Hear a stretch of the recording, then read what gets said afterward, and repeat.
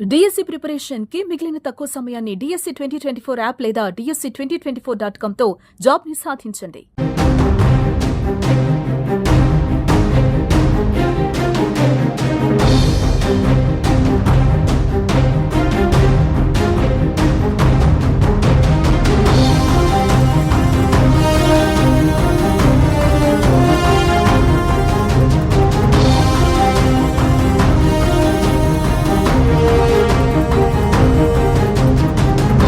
పాకిస్తాన్ అణుస్థావరాలు దెబ్బతిన్నాయా?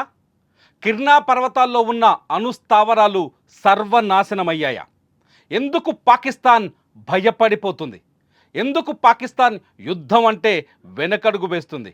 ఎందుకు పాకిస్తాన్ అమెరికా కాళ్ళు పట్టుకుంది?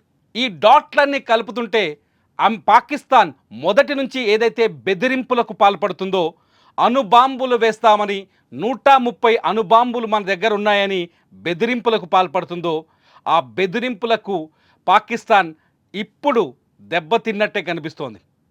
ఆ బెదిరింపులన్నీ వెనక్కి తగ్గినట్టే కనిపిస్తుంది. ఆ బెదిరింపులని తట్టుకోలేకే, ఆ బెదిరింపులని నిజం చేయలేకే పాకిస్తాన్ సంధి మార్గంలోకి వచ్చినట్టు కనిపిస్తోంది. తాజాగా అప్డేట్స్ అందుతున్నాయి. పాకిస్తాన్ దాచిపెట్టిన అణుబాంబులు దాచిపెట్టిన కిర్నా పర్వతాలపైన కూడా భారత ఎయిర్ ఫోర్స్ బ్రహ్మోస్ క్షిపణిని ప్రయోగించి ధ్వంసం చేసిందనే సమాచారం తెరపైకి వస్తుంది. ఈ సమాచారాన్ని ఇంకా అధికారికంగా ధృవీకరించాల్సి ఉంది. అయితే ఎప్పుడైతే అణుస్థావరం పైన భారత్ దాడి చేసిందో ఆ క్షణం నుంచే పాకిస్తాన్ అమెరికా కాళ్ళు పట్టుకొని భారత్తో సంధికి ప్రయత్నించినట్టుగా సమాచారం అందుతోంది. పాకిస్తాన్ రాజకీయ నాయకులు, పాకిస్తాన్ మంత్రులు, పాకిస్తాన్ ప్రధానమంత్రి మొదటి నుంచి భారత్ని ఒక్కటే బెదిరిస్తున్నారు. ఆపరేషన్ సింధూర్ లాంచ్ చేసిన తర్వాత మేం భారత్పై అణుబాంబుల్ని ప్రయోగిస్తామని హెచ్చరిస్తూ వస్తున్నారు. మా దగ్గర 130 అణుబాంబులు ఉన్నాయి, అవి భారత్ పైన ప్రయోగించడానికి సిద్ధంగా ఉన్నామని చెప్పినట్టుగా తెలుస్తోంది. కానీ పాకిస్తాన్ ఎదురు దెబ్బ తిన్నట్టుగా కనిపిస్తోంది. భారత వైమానిక దళం పాకిస్తాన్ దాచిపెట్టిన అణు బాంబుల్ని దాచిపెట్టిన కిర్నా పర్వతాల్లోని హౌసెస్ని ధ్వంసం చేసినట్టుగా తెలుస్తోంది. పాకిస్తాన్ అణు స్థావరాల నుంచి భారత్ దాడి తర్వాత కొంత రేడియేషన్ బయటకి రిలీజ్ అవుతుందని, ఈ రేడియేషన్ని అమెరికా గుర్తించిందని, అమెరికా విమానం, యుద్ధ విమానం ఒకటి ఆ కిర్నా పర్వతాల పరిసరాల్లో సర్వే చేసి అణుబాంబు విచ్ఛిన్నమైనట్టుగా గుర్తించినట్టుగా సమాచారం అందుతోంది. నిజంగా పాకిస్తాన్ అణుబాంబుల్ని పెంచే స్థితిలో ఉందా అంటే ప్రస్తుతానికైతే అటువంటి సిచ్యువేషన్ కనిపించలేదు. కానీ భారత్ మాత్రం ఆపరేషన్ సింధూర్ తర్వాత పాకిస్తాన్లోని 9 ప్రధాన నగరాలపైన ఏకకాలంలో దాడి చేసింది.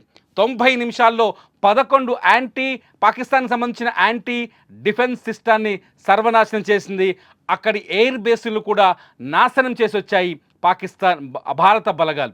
ఈ నేపథ్యంలో ఈ దాడుల సందర్భంగానే పాకిస్తాన్కి దగ్గరగా ఉన్న సర్గోద్ ఎయిర్ బేస్ సమీపంలో ఉన్న కిర్నా పర్వతాలపైన కూడా భారత వైమానిక దళం బ్రహ్మోస్ క్షిపణిని ప్రయోగించిందని, ఆ క్షిపణి పాకిస్తాన్ దాచిపెట్టిన అణు బాంబుల్ని కూడా నాశనం చేసిందని, ధ్వంసం చేసిందని కొంత సమాచారం అందుతోంది. పాకిస్తాన్ అణు దగ్గర 1998 లెక్కల ప్రకారం పాకిస్తాన్ దగ్గర 160 నుంచి 170 అణుబాంబులు ఉన్నట్టుగా ఒక అంచనా ఉంది. 160 నుంచి 170 అణుబాంబులు ఉన్నట్టుగా ఒక అంచనా ఉంది. పాకిస్తాన్, భారత్ తప్ప ప్రపంచ దేశాలన్నీ అణు ఒప్పందం పైన, ఐక్యరాజ్య సమితి భద్రతా మండలి తీసుకొచ్చిన అణు ఒప్పందం పైన సంతకాలు చేశాయి. కానీ పాకిస్తాన్, భారత్ ఈ 2 దేశాలే సంతకాలకు నిరాకరించాయి. దీంతో ప్రపంచ దేశాలన్నీ భారత్, పాకిస్తాన్ని అతిపెద్ద అణ్వస్త్ర దేశాలుగా అభివర్ణిస్తుంటాయి. 2 దేశాల దగ్గర అణుబాంబులు బలంగా ఉన్నాయని విశ్వసిస్తున్నాయి. ఒకవేళ పాకిస్తాన్ చరిత్రలోకి వెళ్తే, అణ్వస్త్రాల చరిత్రలోకి వెళ్తే పాకిస్తాన్లో అణ్వాయుధాల తయారీకి పునాది వేసింది ప్రపంచ పెద్దన్నగా చెప్పుకునే అమెరికానే మొట్టమొదట పాకిస్తాన్ అణ్వస్త్రాలని తయారు చేయడానికి సపోర్ట్ చేసింది. కానీ మధ్యలో చైనాతో విభేదాల తర్వాత అమెరికా వెనక్కి తగ్గింది, యూరప్ దేశాలు వెనక్కి తగ్గాయి. ఆ తర్వాత అమెరికా స్థానంలో పాకిస్తాన్ స్నేహంలోకి ఎంటర్ అయిన చైనా పూర్తి స్థాయి అణు మ్యాప్ని అందించింది. టెక్నాలజీని అందించింది. కొంతమంది అణ్వస్త్రాల తయారీలో కీలకమైన సైంటిస్టులను కూడా పాకిస్తాన్కి తరలించి అక్కడ అణ్వాయుధాల తయారీకి సహకరించింది. At the same time China పాకిస్తాన్కి ఆయుధాలను కూడా భారీ ఎత్తున అమ్ముతోంది. అయితే చైనా వస్తువులు భారత్లో డూప్లికేట్గా ఎలా కనిపిస్తాయో చైనా అణ్వస్త్రాలు కూడా డూప్లికేట్గానే ఉంటాయని మరోసారి కూడా రుజువైంది. ఎందుకంటే పాకిస్తాన్ ఆర్మీకి చైనా సరఫరా చేసిన అన్ని టెక్నాలజీలు విఫలమయ్యాయి. నిన్న భారత్ ఏదైతే 90 నిమిషాల్లో 11 ఎయిర్ బేసులపై దాడి చేసిందో ఆ ఎయిర్ బేసుల్లో పాకిస్తాన్ వాడుతున్న అత్యధిక టెక్నాలజీ చైనా నుంచి దిగుమతి చేసుకుంది. ఆ రాడార్ టెక్నాలజీ, ఆ రాడార్ వ్యవస్థ కూడా భారత వైమానిక దాడిని, భారత క్షిపణి దాడుల్ని పసిగట్టలేకపోయిందంటే పాకిస్తాన్ ఎంత వెనకబడిపోయిందో ఇక్కడ అర్థం చేసుకోవచ్చు. ఇప్పటికే పాకిస్తాన్ అంతర్గతంగా తీవ్రంగా దెబ్బతిన్నది. కరాచీ పోర్టుతో సహా మొత్తం 9 నగరాల్లో భారత్ విధ్వంసాన్ని సృష్టించినట్టుగా ఇవాళ ఇండియన్ ఎయిర్ ఫోర్స్ కూడా ప్రకటించింది. మే 7వ తేదీన ఈ దాడులు చేసినట్టు భారత వైమానిక దళం కూడా ధృవీకరించింది. ఇదంతా చూస్తుంటే యుద్ధం మొదలు కాకముందే పాకిస్తాన్ తీవ్రంగా దెబ్బతిన్నదని అర్థమవుతుంది. ఇప్పటికే పాకిస్తాన్కి ఆర్థికంగా గుండెకాయ లాంటి కరాచీ పోర్టు సర్వనాశనం కావడం, అక్కడ ఐఎన్ఎస్ విక్రాంత్ ప్రయోగించిన క్షిపణి పాకిస్తాన్ కరాచీ పోర్టుని సర్వనాశనం చేయడంతో ఆర్థికంగా తీవ్రమైన కష్టాల్లోకి వెళ్ళేది పాకిస్తాన్. ఈ సమయంలోనే 9 నగరాలపైన భారత్ మిసైల్స్ని ప్రయోగించి వాళ్ళ ఎయిర్ బేసుల్ని ధ్వంసం చేయడంతో ఆర్మీ కానీ పాకిస్తాన్ ఎయిర్ ఫోర్స్ కానీ కాళ్ళు చేతులు విరిగి మూలన పడ్డట్టుగా తయారైంది.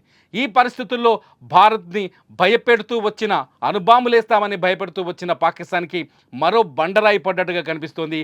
పాకిస్తాన్ అణుస్థావరం పైన కూడా భారత ఆర్మీ దాడి చేసిందని స్పష్టంగా ఇప్పుడిప్పుడే వార్తలు తెరపైకి వస్తున్నాయి. ఒకవేళ కిర్నా పర్వతాల్లో అణుస్థావరం నిజంగానే ఉంటే, పాకిస్తాన్ కిర్నా పర్వతాలపైన ఒక భారత ఆర్మీ నిజంగానే దాడి చేస్తుంటే ఇది పాకిస్తాన్కి కోలుకోని దెబ్బ అవుతుంది. ప్రపంచవ్యాప్తంగా అణుబాంబు జరిగింది మొట్టమొదట కేవలం హిరోషిమా నాగసాకి పైనే. ఆ తర్వాత మళ్ళీ అణుబాంబు పేలింది మాత్రం పాకిస్తాన్ కిర్నా పర్వతాల్లోనే అవుతుంది. ఇది ప్రపంచంలో 2వ రికార్డు అవుతుంది. కిర్నా పర్వతాలు విధ్వంసం మొదలైతే అది పాకిస్తాన్కి కూడా తీవ్రమైన నష్టాన్ని కలిగిస్తుంది. అంతర్గతంగా పాకిస్తాన్ కూడా తీవ్రంగా దెబ్బతింటుంది. మొత్తానికి ఇంకా పూర్తి వివరాలు అందుబాటులోకి రావాల్సి ఉన్నాయి. అయితే భారత ఆర్మీ మాత్రం పాకిస్తాన్ కిర్నా పర్వతాలపైన దాడి చేశారా, వాళ్ళ అణుస్థావరాల్ని పేల్చేశారా అనే మీడియా ప్రశ్నలు అడిగితే భారత ఆర్మీ మార్షల్ మాత్రం అందులో వాస్తవం లేదు, అది ఇంకా మేము ఆ ప్రాంతానికి చేరుకోలేదు అంటూ ఒక విచిత్రమైన సమాధానం చెప్పారు. ఈ సమాధానాన్ని చూస్తే కూడా ఒక విషయం అర్థమవుతుంది. భారత ఆర్మీ ఎయిర్ ఫోర్స్ కిర్నా పర్వతాల్లో ఉన్న పాకిస్తాన్ అణుస్థావరాల్ని ధ్వంసం చేసిందేమో అని. ఒకసారి ఎయిర్ ఫోర్స్ మార్షల్ భారతి ఏం మాట్లాడారో ఒకసారి చూడండి. Thank you for telling us that Kirana Hill houses some nuclear installation. We did not know about it. Okay. We've not hit Kirana Hills, whatever is there. Okay. I did not brief in my briefing yesterday. Thank you. Ladies and gentlemen, thank you so much. As I said yesterday, as I said earlier and yesterday, it is difficult to take everybody's questions, and the DGMers have to reach somewhere right now. భారత air marshal AK Bharati చెప్పిన మాటలను చూస్తుంటే నిజంగా పాకిస్తాన్ ఇప్పుడు తీవ్రమైన ప్రమాదంలో ఇరుక్కుపోయినట్టుగా అర్థమవుతోంది. ఇదిలా ఉంటే అమెరికా మొదటి నుంచి భారత్ పాకిస్తాన్ మధ్యలోకి రాను అని చెప్పింది. ఆ తర్వాత అమెరికా అనూహ్యంగా భారత్ పాకిస్తాన్ మధ్యలో చర్చలకు సిద్ధమని చెబుతోంది. అంతేకాదు అమెరికా అధ్యక్షుడు ట్రంప్ కూడా కశ్మీర్ విషయంలో మధ్యవర్తిత్వం వహిస్తానని ఉచిత సలహాలు ఇస్తున్నాడు. భారత ప్రధానమంత్రి నరేంద్ర మోదీ చాలా స్పష్టంగా చెప్పారు, పీఓకే భారత్దే, పీఓకేని స్వాధీనం చేసుకునే వరకు ఎవరి సలహాలు ఎవరి మధ్యవర్తిత్వం మాకు అక్కర్లేదు అని. మరి మీరేమనుకుంటున్నారు? పాకిస్తాన్ అణుస్థావరం పేలిపోయిందా? అందుకనే భయంతో పాకిస్తాన్ అమెరికా కాళ్ళు పట్టుకుంటుందా? అందుకే అమెరికా భారత్కి ఉచిత సలహాలు ఇస్తుందా? అమెరికా కూడా ఈ యుద్ధ వాతావరణంలో నాటకం ఆడుతోందా? మీరేమనుకుంటున్నారో ఈ వీడియో కింద మీ అభిప్రాయాన్ని విస్తృతంగా రాయండి. మంచి కామెంట్స్ పైన నేను తప్పకుండా మరో వీడియో చేస్తా. చూస్తూనే ఉండండి సుమన్ టీవీ.